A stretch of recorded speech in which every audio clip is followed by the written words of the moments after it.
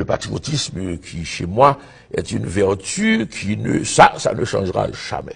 Je ne vois aucune mondialisation qui peut m'empêcher d'aimer Haïti, d'être fier d'être haïtien et de vouloir me consacrer au bien d'Haïti. Je le disais à un ami hier, on me posait la question, c'était avant hier à New York. Écoutez, de même que le poète français Aragon, parlant de sa femme, de sa compagne, Elsa, a écrit, pour dire qu'il l'aimait, a écrit un recueil de poèmes qui s'appelle Le Fou d'Elsa. Eh bien, moi, je suis le fou d'Haïti. Je suis comme ça. Personne ne peut plus me changer. Je suis haïtien jusqu'au bout de mes ongles.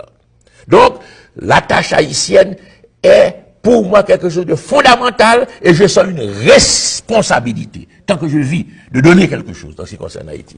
Troisièmement, les circonstances politiques. Je suis à la tête d'une formation. J'ai déjà été président. Mon passage a été favorablement commenté. Si je peux encore donner, c'est un devoir de donner. Et en même temps, pour moi, c'est un plaisir. J'ai une jouissance de contribuer à faire avancer ce pays. Ça, c'est le oui. Donc, oui, si les circonstances se présentent, et que mon parti me présente, je suis un homme de parti, ne l'oubliez pas. Je ne me suis pas présenté comme candidat à la présidence en Haïti. J'ai fondé un parti politique. Mes compagnons de parti luttent avec moi pour changer le pays. Donc, si mon parti me désigne, bien sûr, je réponds oui, parce que ça correspond à une aspiration chez moi. Cependant, quand je dis oui, il y a un mais. Ah, mais bien sûr, il y a un mais.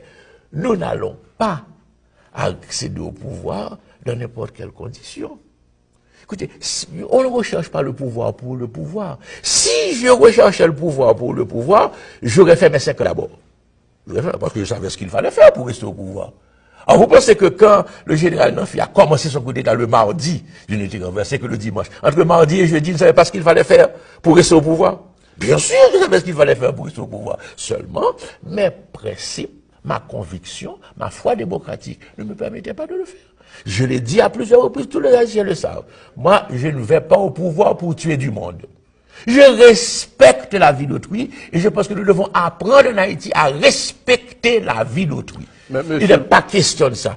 Ensuite, je pouvais l'exiler, bien sûr. La Constitution interdisait l'exil. Donc il me fallait, étant donné que je l'ai envoyé à la retraite et en résidence surveillée le vendredi soir, il me fallait attendre la semaine d'après pour négocier avec une ambassade étrangère et obtenir pour lui l'acceptation qu'il soit ambassadeur à l'étranger. Je comptais l'envoyer à un poste diplomatique à l'étranger. Ils nous ont renversé le dimanche.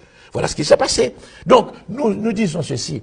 Il faut quand même que le pays enfin comprenne que nous devons arriver à une ère nouvelle, où l'on respecte la vie, où l'on respecte les droits, où l'on respecte les libertés, où on a l'état de droit. C'est dans cette condition qu'il faut gouverner Haïti. C'est dans cette condition, dans ce chemin qu'il faut mener Haïti. Avec nous, c'est clair que si nous devons aller à la bataille politique, c'est qu'il y a la possibilité de changer la vie, et nous prenons ce risque, nous nous combattons avec courage pour faire triompher cette possibilité. Mais si les conditions étaient telles qu'il fallait passer par les fourches codines d'une puissance étrangère qui choisit, il faut accepter ces conditions à l'avance pour être président, eh bien à ce moment-là, c'est évident que moi, personnellement, je ne suis pas l'homme d'un tel itinéraire pour revenir au président de la République. Je pense que le peuple haïtien mérite qu'il y ait une équipe de gouvernement capable de penser aux problèmes haïtiens pour le bien haïtien